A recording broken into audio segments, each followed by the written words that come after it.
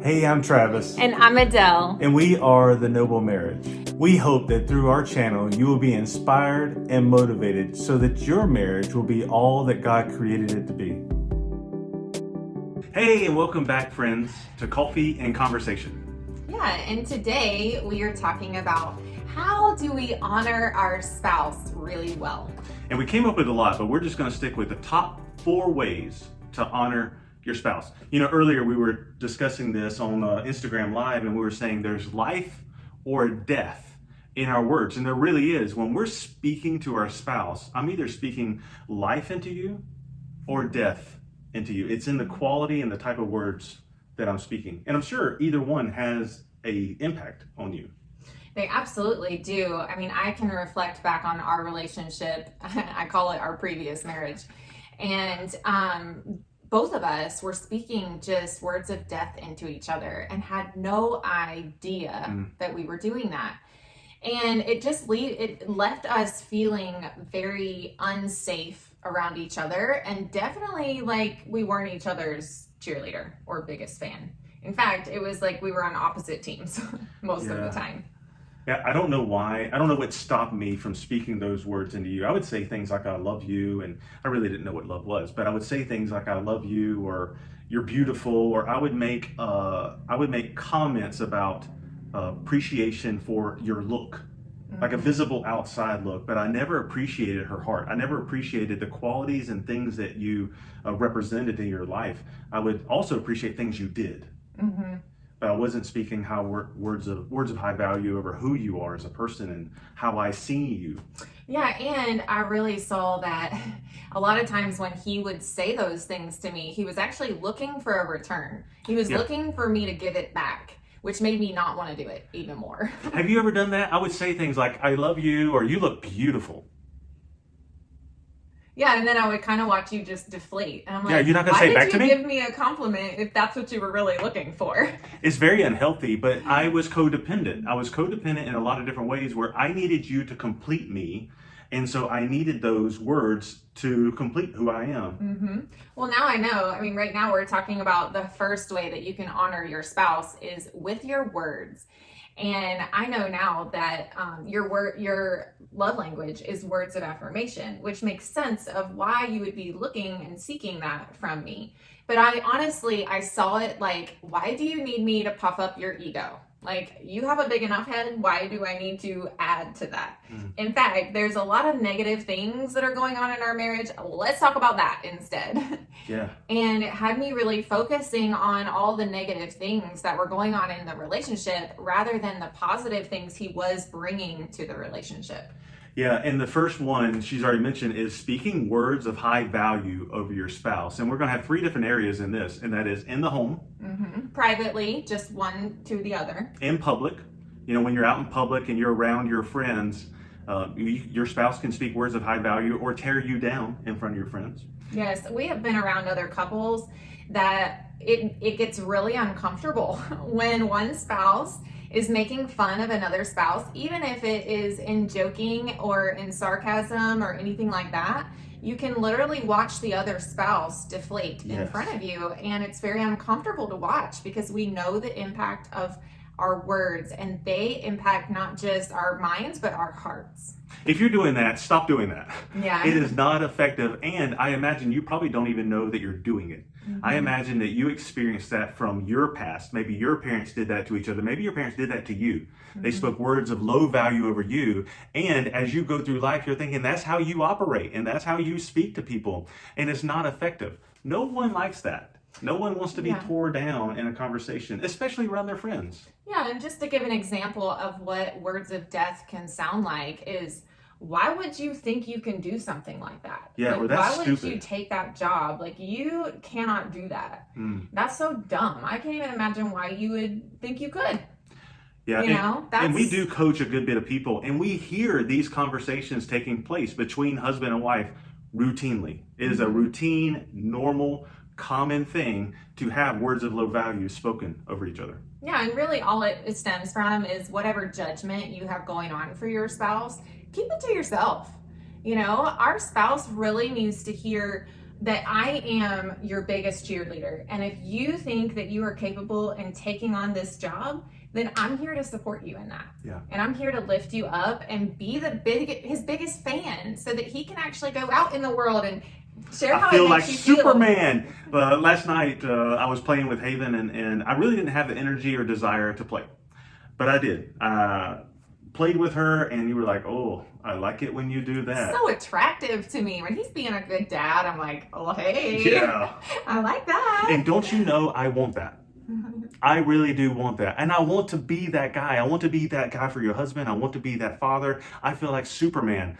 But really, at the time, I didn't feel like doing it. And I chose to do it. And man, the reward was so good. When I shared with you how that made me feel about you, did it make you want to do it more? Yes, I did. What gets rewarded, it gets repeated.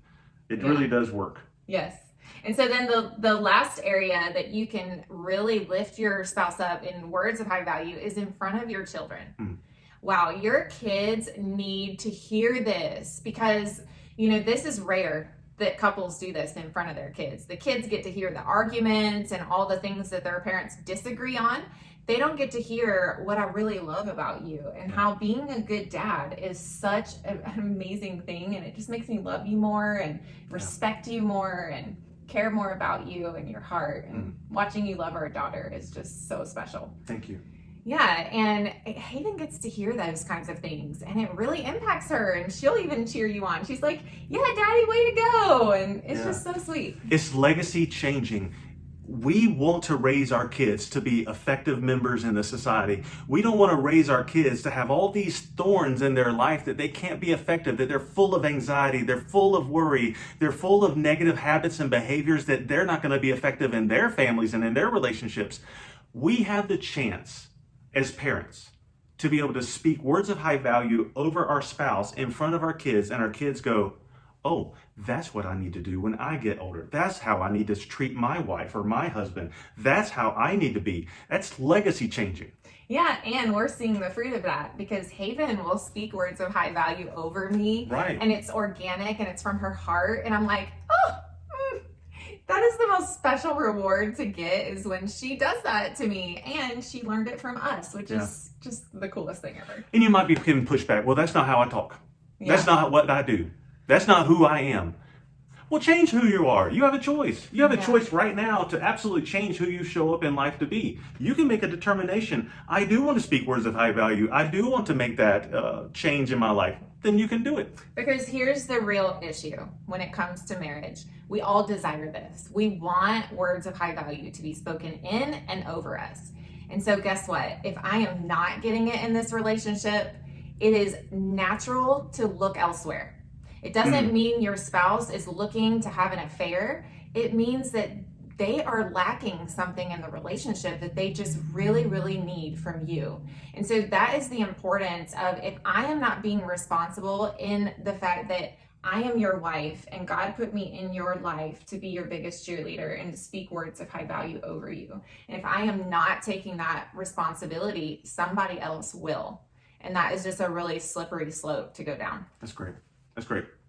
So number 2 in the 4 ways to honor your spouse is through your actions. Yeah, wow, that's a big one. Because while my words might be saying one thing, my actions might be saying something else. Did you know that in communication, body language or things that you don't say is the predominant way to communicate? I want to say it's something like 70-something% of your communication has nothing to do with anything that comes out of your mouth.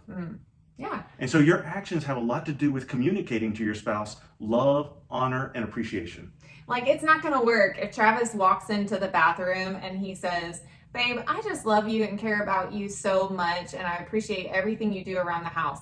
And you're slamming all the cabinet and doors shut at the same time. I'm going to be like, it doesn't translate. I don't think you mean what you say. Yeah, it doesn't translate. Yeah. Or if I'm saying those things and my body language, my demeanor is, I'm upset with you. It's probably going to show I'm upset with you and I'm saying things like, I love you and appreciate you. It just doesn't make sense. You know, one of my love languages is acts of service. And whenever you do things like you show me honor by helping me wash the dishes or in the house cleaning up. Making the coffee in the morning. It fills me up. It fills me up and I feel like, wow, she really does want to honor me. Yeah, I do not speak the love language of acts of service, like at all. So this has been really a challenge for me of how can my actions bring honor to Travis and show him that I love him. And it's been something I've had to really work at, and discovering with you what are the things that really make a difference for you. Because he would do all these acts of service for me, and I would come home and I'm like, I'd rather you spend time with me than do all this stuff around the house. So there was quite a gap there. And so that's just something for you to discover. How can you serve your spouse well? And I think it's also really important that our actions are lining up with our words. And so another way that you honored me in the healing of our relationship is by building trust. You know, your words can say that I am a changed man and I am different and I'm not going to do these things anymore. Yeah. And then your actions tell me something completely different. Don't they? But if your actions are lining up with what you're saying, you're really honoring me in our marriage, and it builds trust in a huge way. That's good. That's really good. Building trust is huge, and we do those through our words and our actions. And what you're referring to is, if I were to be leaving out of the house, going somewhere at that time when we were really deep in our pain, it would look like me sending text messages or phone calls saying, here's where I'm going, this is where I am. And those actions did line up in ways to honor you. Yeah. That's good. So number 3 in the 4 ways to honor your spouse is prioritizing your spouse. This is a big one. Setting a priority. You know, you can do it through scheduling. Did you know that what gets scheduled actually gets done? So if you wanted to prioritize your spouse through a way of like being with them, or through actions, or even through communication, but you wanted to spend the time with them, you could schedule something and really show your spouse, you are a priority in my life. You are a priority to me, and this specific time I've created so I could be with you. When you started making me a priority in your life, it was such a turnaround from the way I felt before in our previous marriage. I really started to feel valued and appreciated and cared about and loved. And when Travis first started prioritizing me, we started having date nights in our home after our daughter goes to bed. So we had a rule that she was in bed by 8 o'clock, and from 8:30 on was our time to have conversation and do what we wanted to do. And I have felt at a few times where we had agreed on that time and something else was taking over that. Yeah, me too. And you know what? That's going to happen. And great communication is really important. But it wasn't consistent. And what I loved about it is you always reprioritized me of like, hey, this happened and I'm so sorry because this is your time. And it would just acknowledge the fact that you're still prioritizing me and this thing kind of came up. Yeah. And so there's ways that you can work through that, you know, but scheduling your spouse into your schedule is so important. Otherwise, life just passes us by, and before we know it, we've drifted. Yeah. And we're no longer each other's priority. Work has become a priority. Kids have become a priority. Friends outside the marriage have become a priority. Literally anything else, because I can look back and say, well, we're married. You'll be there for a long time. Sure. And so this work thing takes priority right now. The kids and their soccer takes priority right now. You know, this right here takes a priority right now. And you will just catch up another time. Yeah. And that's just so ineffective. And so going back to prioritizing, it really has to be set in stone. Like, who is your priority? For me, God is my number 1 priority, and he has to be in order for things to work out right. Number 2 is you. You have to be a priority above everything else, because everything else lines up correctly. I try to put myself on the throne all the time as a priority. One of the things I really looked at is through my schedule. And you could too. You could look at your schedule. You can see, what do you spend the most time doing? And that would tell you what your priorities are. And when it comes to you, a question I ask myself often is, how do I know, or how do you know that you are a priority to me? Oh yeah, you show me. Yeah. You spend time with me. I keep that in my mind all the time, because if God is my number 1 priority, and if you are my number 2 priority, how do they both know that they are my priority? Is it through just the words that I'm saying? Or is it how I spend my time and the way I speak to them? And I think that goes back to how we speak words of life, and our actions lining up with those words as well. It's great. Number 4, our last one. Drum roll, please. Love your spouse well. Yeah. Love your spouse well. Yeah, and what we're talking about with this is there are 5 love languages: words of affirmation, acts of service, physical touch, gifts, and quality time. I got all 5. You did great. Our friend, Dr. Gary Chapman, I love him. He is such a great man, wrote that book. If you haven't read it, please read The 5 Love Languages. Yeah, and there's a quiz. So you can go take a quiz to see what are your top 2 love languages that you receive and speak. Because we don't speak a different language than we receive. It's the same, but yet your language is different than mine. It has to be intentional to change the love language. That means I have to speak a language that I don't necessarily understand. Yeah, she really likes it when I spend quality time with her. And what I really like is when she helps me with cleaning up the house. And they're vastly different. I really like it when she speaks words of high value over me. She really likes it whenever I sit with her on the couch and hold her and spend time talking to her. And neither one of those are easy for us to get into. Yeah, it takes intentionality to speak a different language. But since we have started practicing this, I've seen you and your love tank just fill up. And when your love tank is full, it overflows in every other area. And so you naturally start to pour into my love tank. And you might be in a situation where you're like, I don't want to honor my spouse. They don't deserve it. Yeah. And I get it. However, that is a lie from Satan, because every spouse deserves to be honored by their spouse. And what's so great about all 4 of these is you can be the influencer. You can be the first one to start honoring your spouse in all these different ways.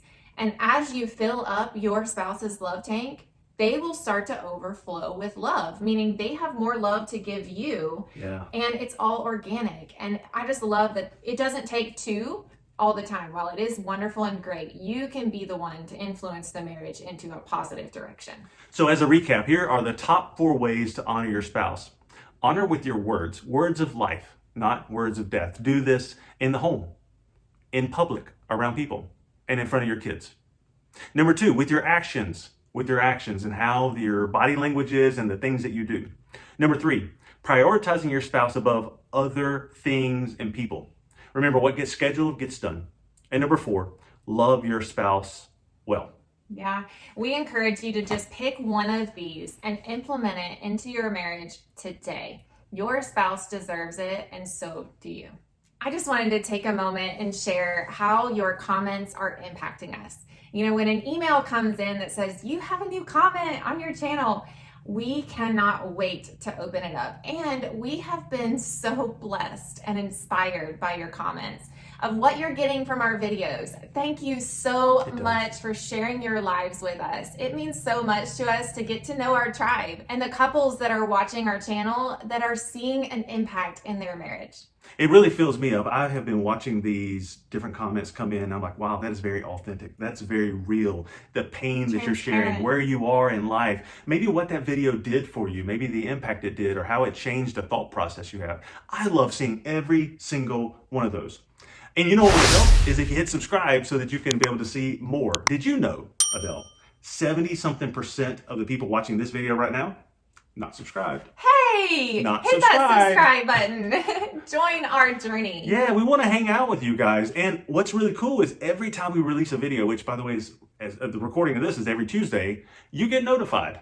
Yes, and I don't know if you've noticed, but we premiere all the videos that are coming up, which gives you an opportunity to go see what is the upcoming video so that you can hit that bell and it will actually send you a reminder that the video has just been released so that you get to be one of the first ones to watch it. Also, there's a neat little trick on YouTube. If you haven't found it already, go to the settings and you can actually adjust the playback speed. I'm one that I don't like to spend the whole video time watching the video. I like to listen to it a little faster. So check out that feature and you can turn our video speed up just slightly to reduce the time, which is genius. You can hear me talk like a mouse. Please do that again. You can hear me talk like a mouse. You can hear me talk like a mouse. You can hear me talk like a mouse. We do it. You can hear me talk like a mouse. Okay, Love you guys. Thank you. Love you. Mwah. Hey guys, you're not going to want to miss what's coming out next week. Check this out. Today we're talking about the top 3 ways to rebuild trust in your marriage. When you get really close to the edge of that mountain, it's really important to have that safeguard there. Same thing in our marriage, same thing in our lives. Having a boundary in advance is so important to whenever you're getting close to that edge, you're like, whoa, wait a I minute. know it. I need to back off of that. I need to come off of that. Thank you for joining us, guys, and we'll see you next time. Bye. Check out what's coming out. No. Check Nah. it. Check it. Check it. Check. Chicken.